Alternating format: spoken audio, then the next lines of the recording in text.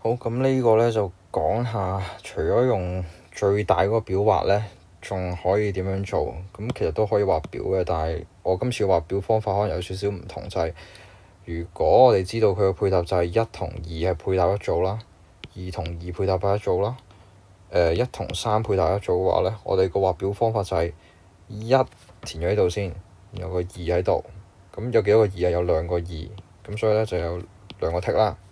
咁如果你本身已經填咗個2，呢度仲有多個2，咁就淨係得一個剔。如果本身呢度填1，呢度填3，3有3個，咁就1、2、3，總共有幾個剔啊？總共就有6個剔。OK，咁而佢當中係講緊喺8樣嘢入邊抽2樣嘢出嚟，咁所以咧8C2就係28。咁所以總共喺28個可能性入邊，當中有6個係可行嘅，咁亦即係14同3，答案 C。